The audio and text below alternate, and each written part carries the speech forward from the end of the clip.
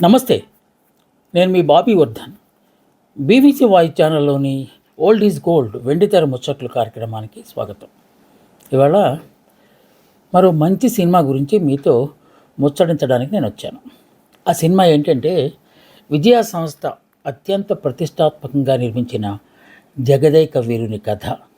ఈ cinema 1961 August 9వ తేదీన release అయ్యి అఖండ విజయాన్ని సాధించింది. విజయ సంస్థకు కాసులు వర్షం కురిపించింది.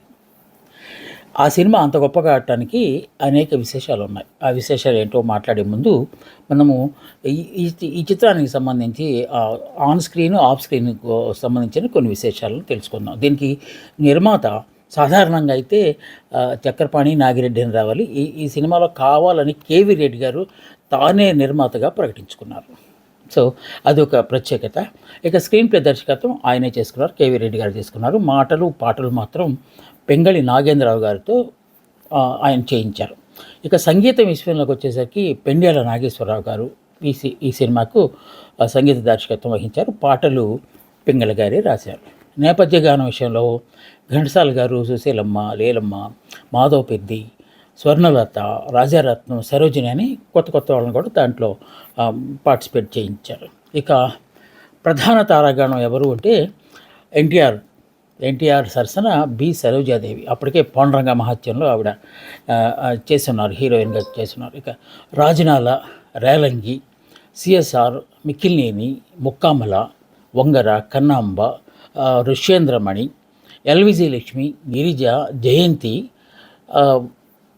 ఒక్కలంక సత్యం, ఇలా తదితరులు ఈ సినిమాలో ప్రధాన తారాగణంగా పాత్రలను పోషించారు. ఇక ఈ సినిమా ఇంత గొప్పగా ఇందాక అన్నట్టు మనం ఇంత గొప్పగా ఆడటానికి ప్రధానమైన కారణం ఏంటి అనే దాని గురించి కనుక మనం మాట్లాడుకుంటే, ఇది విజయ సంస్థ తాము తీస్తున్న జానపద సినిమాల్లో ఒక ప్రత్యేకతను సంతరించుకుంటూ వచ్చిన సినిమా. విజయ సంస్థకు సాధారణంగా మనం ఎందాక అనుకున్నట్టు నిర్మాతలుగా నాగిరెడ్డి, చక్రపాణి అని వేస్తారు. మిగతా వాళ్ళు ఎవరున్నా సరే వాళ్ళే ప్రొడ్యూసర్గా ఉంటారు. ఈ సినిమాలో పట్టుపట్టి తానే నిర్మాతగా, ఎందుకంటే ఈ సినిమా తీయడానికి నాగిరెడ్డి, చక్రపాణి గారికి అంతగా ఇష్టం లేదు. ఏంటి జానపద సినిమా ఆడుతుందా లేదా అని ఒక డౌట్తో ఉన్నారు. అందుకని ఆయన కేవీ రెడ్డి గారు ఛాలెంజ్ చేసి, మీరు ప్రక్కన ఉండండి, నేనే నిర్మాతగా ఈ సినిమా నిర్మించి ఎంత విజయం సాధిస్తానో చూడండి అని చెప్పి ఆయన ఛాలెంజ్ చేసి కొన్ని షరతులతో ఎలా ఉండాలి అని చెప్పి ఈ సినిమాకి శ్రీకారం చుట్టారు ఆయన. సో అనేక షరతులు కేవీ రెడ్డి గారు పెడితే దానికి నాగిరెడ్డి గారు, చక్రపాణి గారు సరేనన్నారు. ఇక అప్పుడు ఆ సినిమా పట్టాలెక్కిందనమాట. జగదాల ప్రతాపన్ అని తమిళ్లో అప్పటికే ఈ సినిమా వచ్చింది. సో దానికి మార్పులు చేర్పులు చేసి కేవీ రెడ్డి గారు కూర్చొని పెంగళి నాగేంద్ర గారితో కొంచెం కథలు, మాటలు అవన్నీ ఎలా రాయాలో ఆయనకి కొంచెం అదే ఆయన మనసులోని మాట చెప్పి ఆ విధంగా ఈ కథా మాటలు రాయాలని చెప్పి ఆయన చెప్పారు. తమిళ సినిమాని యాజ్ ఇట్ ఈజ్గా తీసుకోలేదు, దాన్ని మార్పులు చేర్పులు చేసి ఎన్టీఆర్ని హీరో అనుకున్నారు కనుక ఆయనకు అనుగుణంగా ఆయన హోదాకి ఏమాత్రం తగ్గకుండా ఈ సినిమా తీయాలనే ఉద్దేశంతో పెంగళ గారికి ఆదేశాలు ఇచ్చి తద్వారా తన నుంచి మంచి అవుట్పుట్ను రాబట్టుకోగలిగారు కేవీ రెడ్డి గారు. సో పాండురంగ మహత్యంలో హీరోయిన్గా అప్పటికే చేస్తున్న బి సరోజాదేవి కన్నడిగా. సో బుల్లి మాటలు మాట్లాడుతూ ఉంటారా, కొంచెం నాజల్ వాయిస్ వస్తూ ఉంటుంది. ఆవిని హీరోయిన్గా ఈ సినిమాలోకి తీసుకున్నారు. ఆవిడ ఇంద్రజ పాత్ర వేశారు ఈ సినిమాలో. షూటింగ్ చూడడానికి కమలా కుమారి అని ఒక ఆవిడ వచ్చింది కన్నడ గారికి. ఎందుకంటే సరోజాదేవి గారు కూడా కర్ణాటక నుంచి వచ్చారు కనుక ఆ కమల్ కుమార్ గారు కూడా వచ్చేస్తే ఆమె ఏదో చూడటానికి బాగుందని చెప్పి కేవీ రెడ్డి గారు అడిగారంట. ఈ సినిమాలో 4 దేవకన్యలు ఉంటారు, ఒక దేవకన్య నువ్వు చేస్తావు అని అడిగితే మహాప్రసాదం గురుగారు అని చెప్పిందంట. ఆ కమలా కుమారి ఎవరో కాదు, జయంతి గారు. ఆ తర్వాత కాలంలో ఆవిడ జయంతిగా గొప్ప సినిమాలు దాదాపు 300 పైన సినిమాలు చేశారు ఆవిడ. సో అది కూడా ఒక విశేషంగా చెప్పుకోవాలి. విజయ సంస్థలో సంగీత దర్శకులుగా ఘంటసాల గారు ఎక్కువ సినిమాలకు చేశారు. కానీ ఈ సినిమాలో మొట్టమొదటిసారి పెండ్యాల నాగేశ్వరరావు గారిని మ్యూజిక్ డైరెక్టర్గా ఎంచుకున్నారు. సో అందుకే ఆయన గొప్ప స్వరాలు చేశారు. ఆ స్వరాలు ఏంటో మనం చివరిలో మాట్లాడుకుందాం. మొదటిసారి ఎల్విజి లక్ష్మీకి రమోలా అనే ఆవిడ డబ్బింగ్ చెప్పారు. ఆ రమోలా ఎవరంటే శ్రీశ్రీ గారికి, రాజుబాబు గారికి మరదల వరుస అవుతుంది. ఇంతకీ శ్రీశ్రీ గారు, రాజబాబు గారు తోడోళ్ళు అన్న సంగతి చాలామందికి తెలియకపోవచ్చు. బట్ వాళ్ళు తోడోళ్ళు. వాళ్ళ సిస్టరే ఈ వాళ్ళ తాలూకు భార్యల తాలూకు సిస్టరే ఈ రమోలా అని. ఆ తర్వాత కొన్ని సినిమాల్లో పాటలు పాడటం, అలాగే డబ్బింగ్ ఆర్టిస్ట్గా ఆవిడ, ఎందుకంటే శ్రీశ్రీ గారే డబ్బింగ్ సినిమాలకు శ్రీకారం చుట్టారు కనుక ఈవెన్ కూడా బాగా ఎంకరేజ్ చేశారు. ఆ రమోలా అనే ఆవిడ ఈ సినిమాలో ఎల్ విజయలక్ష్మి గారికి డబ్బింగ్ చెప్పినట్టుగా ఉంది. ఇక జనవరి నెలలో ఈ పాట, ఒక పాట జలకాలాటలలో, ఆ పాట ఉంది కదా, ఆ పాట జనవరిలో పెట్టారు. జనవరి అనగానే చలి విపరీతంగా ఉంటుంది. పైగా జలకాలాడుతూ పడాలి.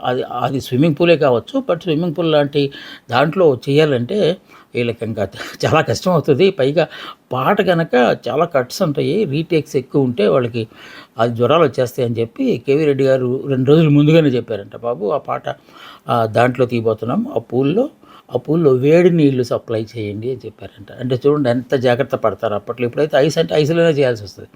అప్పట్లో హీరోయిన్లకి ఎలాంటి ఇబ్బంది కలగకుండా ఆ తటాకంలో, ఆ నది లేకపోతే ఆ చెరువులో పూల్ అనుకోండి, ఆ పూల్లో వేడి నీళ్లు సప్లై చేయించారంట. అంత ఆర్టిఫిషియలే కదా చేస్తే. అప్పటికే ఇందాక అనుకున్న కమల్ కుమారి, ఇలియాస్, జయంత్ ఉన్నారు కదా, జయంత్కి 103 ఫీవర్ ఉందంట. కానీ మిగతా వాళ్ళందరూ రెడీగా ఉన్నారు. ఆవిడ ఒక్కదాన్ని తీసేస్తే మళ్ళీ ప్రాబ్లం వస్తుందని చెప్పి కేవీ రెడ్డి గారు 2 డాక్టర్లని, ఒక స్టాఫ్ నర్స్ని అక్కడ పెట్టి అరగంటకి ఆవిడ టెంపరేచర్ ఎలా ఉందో చూస్తూ మళ్ళీ దింపడం ఆ వాటర్లో, ఆ పాట షూట్ చేయడం అదంతా చేశారంట. చేస్తే అంటే అప్పట్లో నిర్మాతలు అనేవాళ్ళు మీ చావు మీరు చావండి అని చెప్పి హీరోయిన్లని అనేవారు కాదు. ఏ చిన్న సమస్య వచ్చినా కూడా వాళ్ళే తమ బాధ్యతగా తీసుకుని చేసేవారు అని చెప్పడానికి ఈ కమల కుమారి జయంతికి వచ్చిన జ్వరంలో డాక్టర్లను ఏర్పాటు చేయడం అన్నది ఒక ఉదాహరణగా మనం చెప్పుకోవాలి. ఈ సినిమాలో శివశంకర్ ఈ పాట, అమ్మో దాని గురించి ప్రస్తావించడానికే భయం అన్నమాట. సో ఆ పాటలో ఎన్టీఆర్ గారు 5 ఫ్రేముల్లో కనిపిస్తారు. 5 ఫ్రేముల్లో ఎన్టీఆర్ గారు కనిపిస్తారు. సో ఇది ఎలాంటి గ్రాఫిక్స్ టెక్నాలజీ లేని రోజుల్లో మార్కస్ బాట్లే చేసిన ఒక పెద్ద సెల్యులాయిడ్ వండర్గా అప్పుడు చెప్పుకున్నారు. వెండితెర అద్భుతంగా అప్పట్లో చెప్పుకున్నారు. ఆయన అది చేయటంలో మీరు కనుక ఆ సినిమాని కనుక గమనిస్తే ఆ ఫ్రేమ్ 5 ఫ్రేములు వరుసనే ఉంటే మనకి అలా కళ్ళు ఆర్చే లోపు కూడా ఆ ఫ్రేమ్ మారిందా అనే విషయం కూడా మనకి తెలియదు. అంత టెక్నికల్గా దాన్ని ఆ సీన్ని ఆయన బాగా పండించగలిగారు. అదే నేను ఇందాక చెప్పినట్టు అది సెల్యులాయిడ్ వండర్గా అప్పట్లో జనాలు చెప్పుకున్నారు. జీవితంలో తాను చేసిన 2 గొప్ప సినిమాలు ఉన్నాయి. ఆ 2 గొప్ప సినిమాలు కేవీ రెడ్డి గారి దర్శకుడు అవడం అనేది నా అదృష్టంగా భావిస్తున్నానని చెప్పి బి సరోజాదేవి గారు ఆ తర్వాత చాలా కాలంలో చెప్పారు. వాటిల్లో ఆ 2 సినిమాలు ఏంటంటే, ఒకటి జగదేక వీరుని కథ, రెండోది కృష్ణార్జున యుద్ధం. ఈ రెండిట్లో ఆవిడ మంచి పాత్రలు అంటే హీరోయిన్గా చేశారు. ఆ రెండింటికి కేవీ రెడ్డి గారే డైరెక్టర్ కావడం అనేది ఆవిడ చాలా సంతోషంగా చెప్పినారు. ఎల్ విజయలక్ష్మి గారు అంటే ఇక ఆవిడ డ్యాన్స్ గురించి మనం ప్రత్యేకంగా చెప్పాలి. ముఖ్యంగా ఈ సినిమాలో ఎల్ విజయలక్ష్మి అంటే దేవకన్య కదా. దేవకన్య అది మన ఆ లోకంలో, దేవలోకంలో కూడా రంభా ఊర్వశి మేనక అంటుంటారు కదా.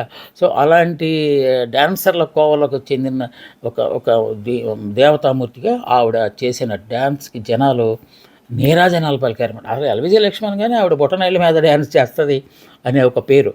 సో అలాంటిది ఈ సినిమాకి ప్రత్యేకించి చాలా బాగా, అందులో పెండ్యాల వారి బాణీలకు ఆవిడ చేసిన డ్యాన్స్ గొప్ప పేరు సంపాదించింది ఆ సినిమాలో.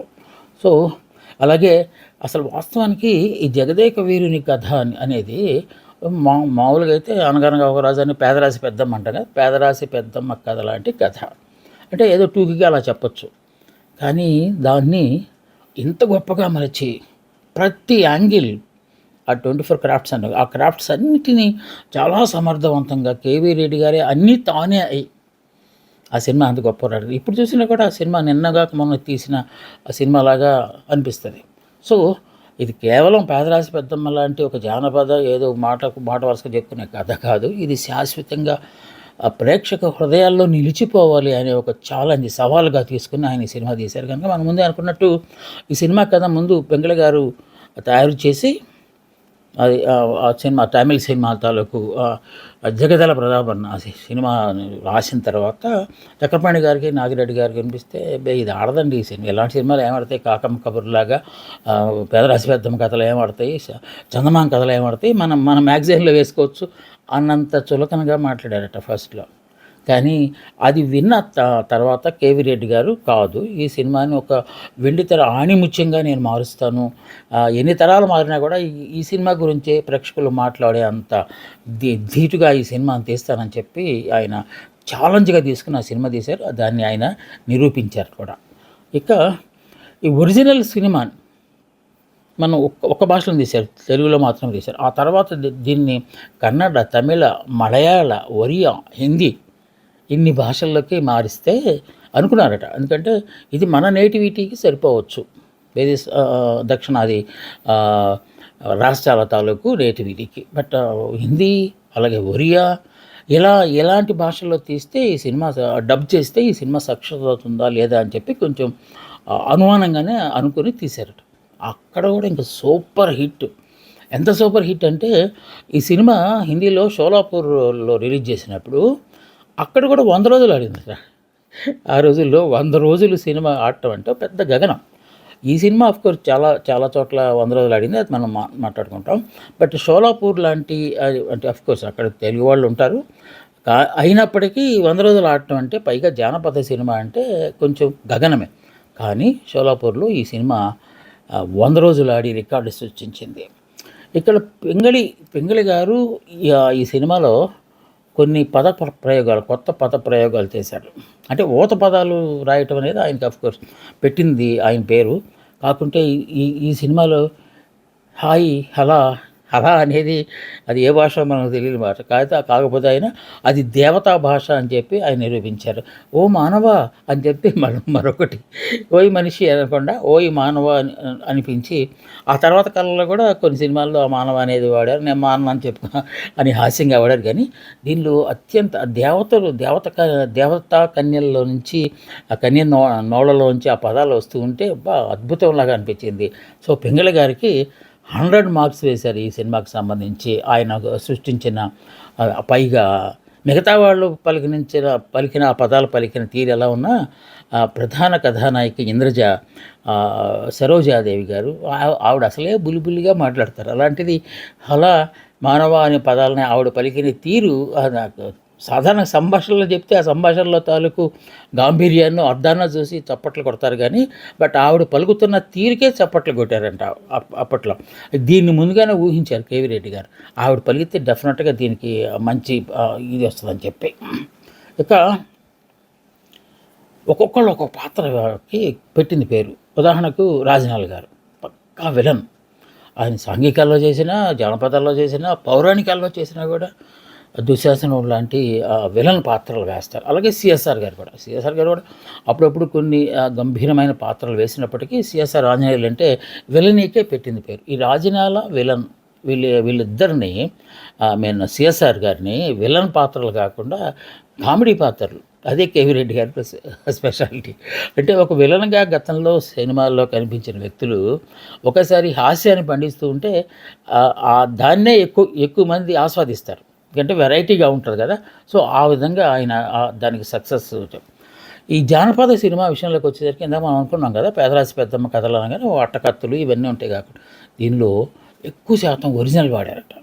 అంటే ఫర్ ఎగ్జాంపుల్ తలుకు బెలుకులు బట్టలు ఉంటాయి దేవతలకి, జానపద హీరోలకి, కానీ వాటిని మనం అదికి తీసుకొచ్చి అలాగేదో కొంచెం గ్లిటరింగ్ వచ్చేలాగా చేస్తారు. కానీ అసలు పట్టు వస్త్రాలనే కొనుక్కొచ్చి కాస్ట్యూమ్స్ తయారు చేయించారట.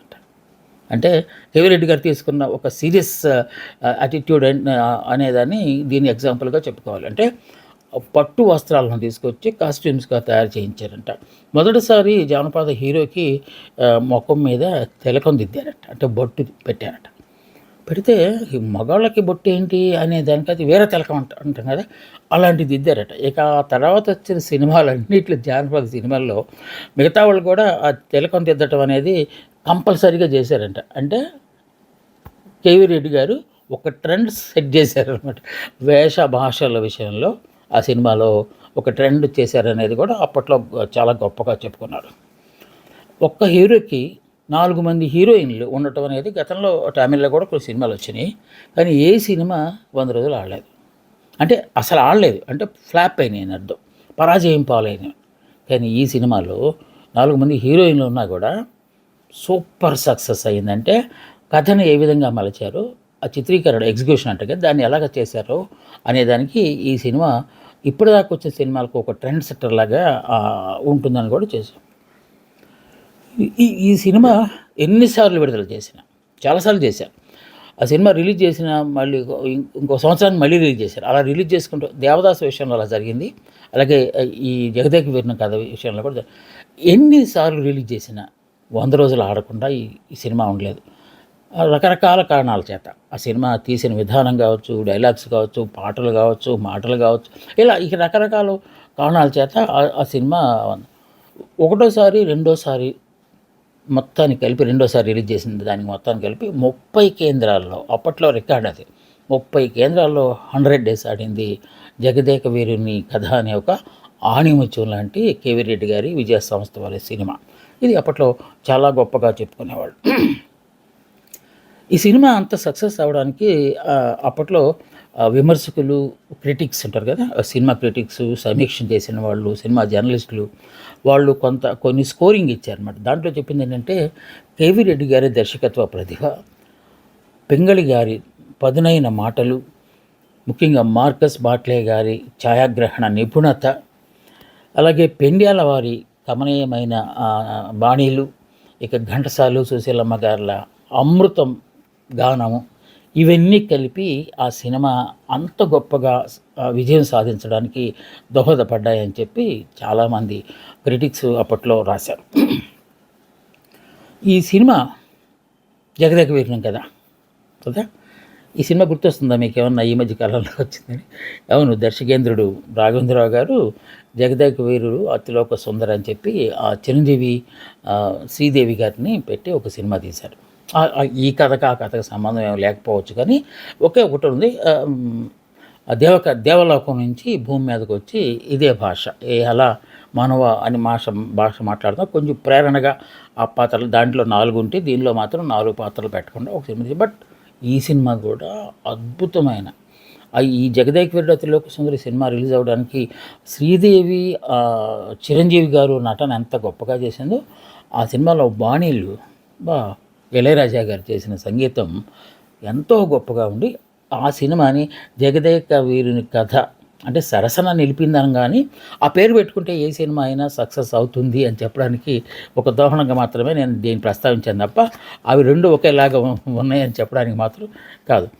ముఖ్యంగా మనం ఇందాక నుంచి అనుకుంటున్నాం కదా, పెండ్యాల నాగేశ్వరరావు గారికి ఈ సినిమాలో మొట్టమొదట అవకాశం ఇచ్చారు విజయవారు.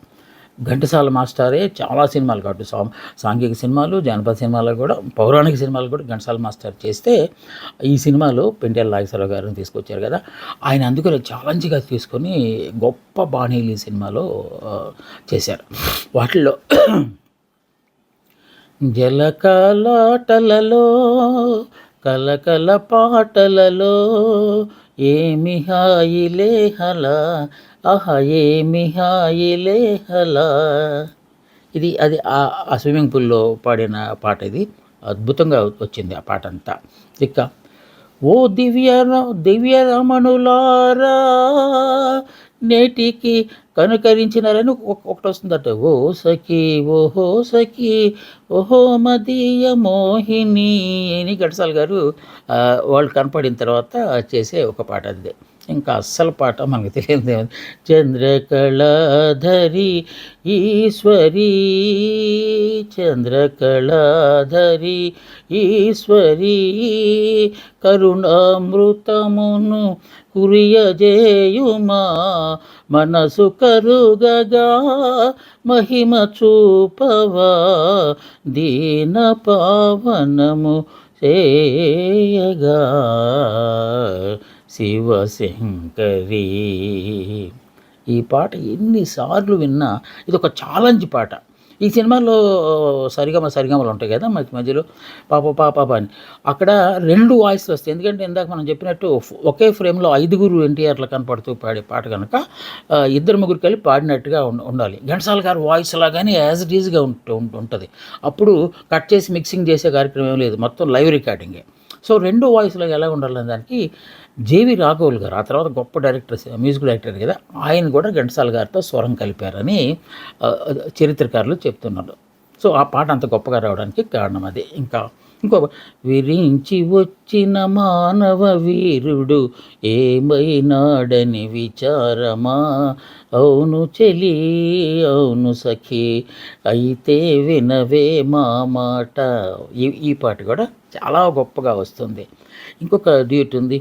అయినదేమో అయినది ప్రియ గానమేదే ప్రేయసి, ప్రేమ గానము సోకగానే భూమి స్వర్గము ఆయనే, అయినదేమో అయినది.